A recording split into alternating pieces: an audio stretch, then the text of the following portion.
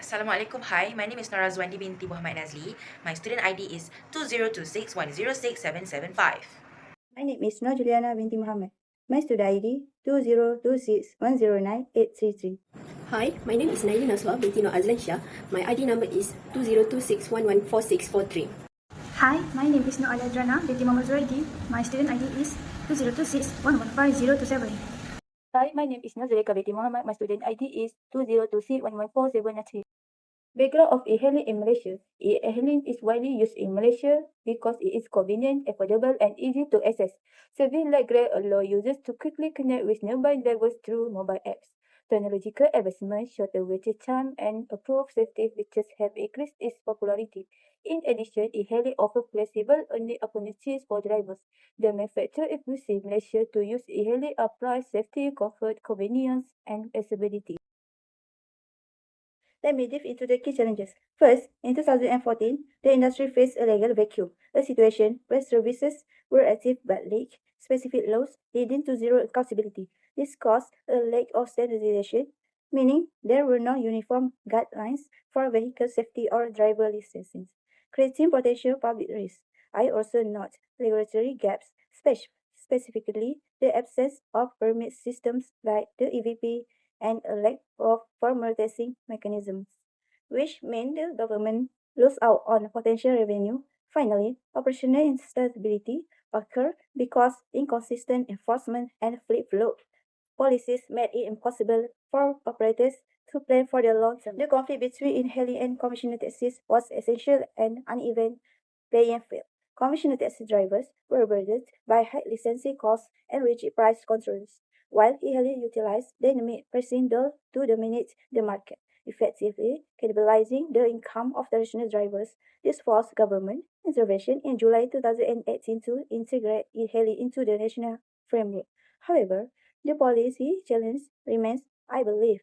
The main task is finding a way to foster digital innovation without destroying the socio-economic welfare of our traditional transport operators. Ms. Naili Naswa binti Nur Azlan Shah. Right now, I will talk about overview of Ministry of Transport.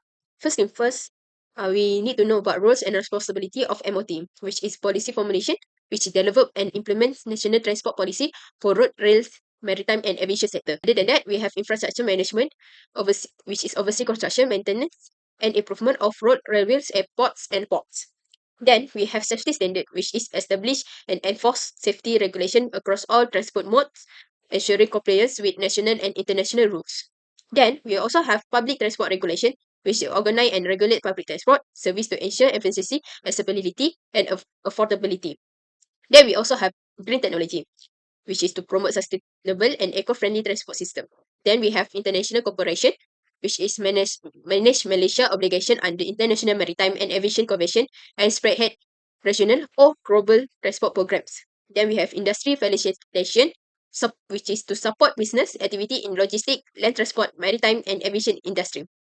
Then we also have oversight of authority, which is to supervise agency responsibility for civil aviation, maritime transport, and railways. Lastly, we have economic integration, which is collaborates with other government bodies to align transport planning with economic development, urban growth, and environmental policy.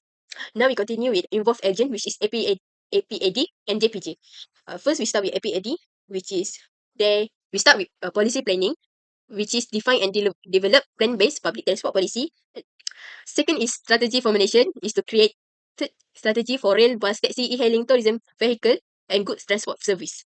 Third is license, is to issue commercial license to operate and ensure compliance with regulation. Fourth is safety standard, is to ensure all transport service adhere to safety rules and establish regulation.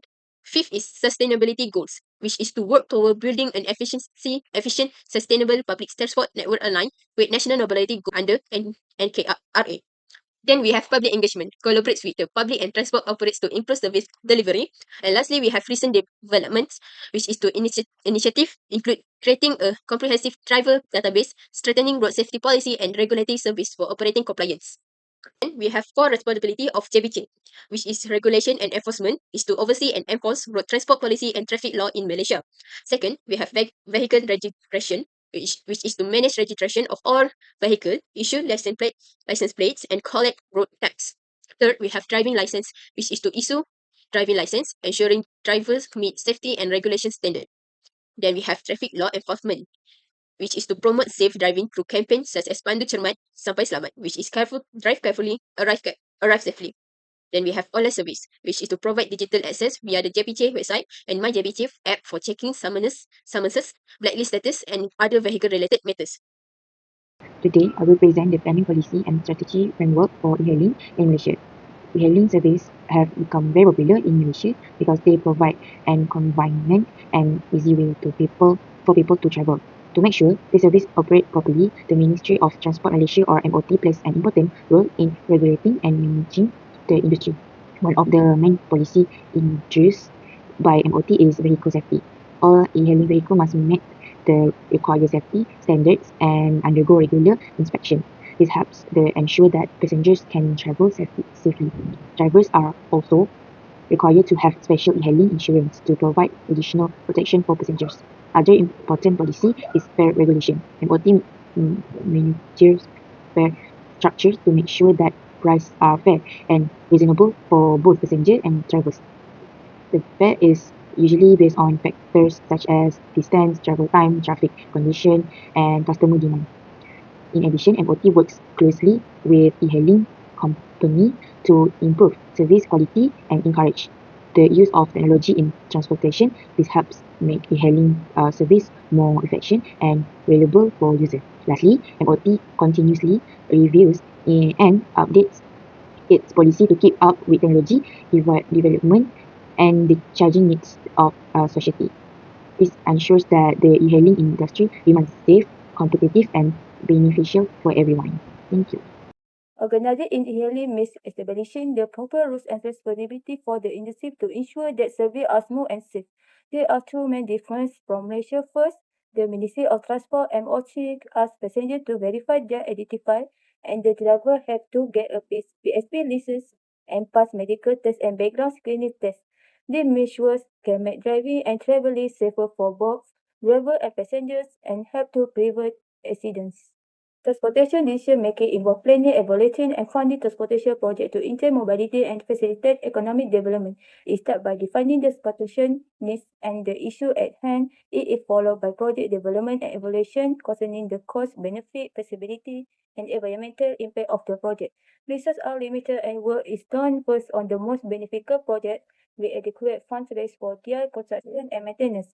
Making good decisions can contribute to a safer, more efficient, and sustainable transportation system for the future. The Ministry of Transport Malaysia has made e-hailing service such as Grab part of a public transport system. Because of this, all e-hailing drivers must follow the rules set by the government. First, drivers need to get a PSV license before they can work as a hailing drivers. They also need to attend a PSV training course to learn about safety and regulation. Besides that, drivers must have valid insurance. Vehicles that are more than 3 years old must pass an inspection to make sure they are safe for passengers. The rules help improve service quality and passenger safety.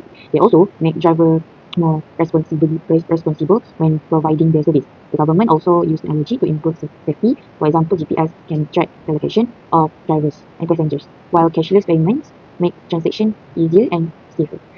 In addition, the government monitors e-hailing companies to make sure they follow the law. If drivers or companies break the rules, they may receive fines or other penalties. Customers can also rate drivers after each trip. This helps companies identify good drivers and take action against drivers who receive many complaints. In conclusion, PSV license and safety rules help make e-hailing service safer, more reliable, and more trusted by the public. Moving on to the recommendation, there are two main strategies that the Ministry of Transport MOT can implement to better manage e-hailing issues in Malaysia. Firstly, MOT should improve internet connectivity and mobile coverage, especially in areas where network access is limited.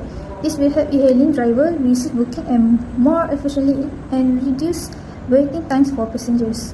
Furthermore, MOT can encourage e-hailing companies to improve app features such as GPS accuracy and payment security. As a result, users will experience fewer technical issues and enjoy a smoother service. In addition, the use of artificial intelligence and data analytics can help improve traffic management and route planning. This can reduce congestion and make transportation more efficient. Lastly, safety features such as real-time tracking and emergency assistance should be strengthened to ensure a safer experience for both driver and passenger. Secondly, MOT should ensure fair competition between e-hailing service and traditional taxis so that both sectors can operate on equal terms. Moreover, similar licensing and safety standards should be applied to all drivers. This will create a more balanced and transparent transportation industry. Besides that, MOT should monitor fair pricing to prevent unfair pricing practice and that may negatively affect consumers and drivers. Finally, taxi drivers should be provided with training and technological support to help them adapt to digital platforms and remain competitive in the modern transportation sector. To conclude, the emergence of e-hailing in Malaysia initially created a legal vacuum and market instability. Subsequent, government's intervention was essential to establish a fair regulatory framework. Ultimately, the industry's long-term sustainability depends on strict legal compliance, continuous innovation, and balancing driver welfare through open dialogue between all stakeholders.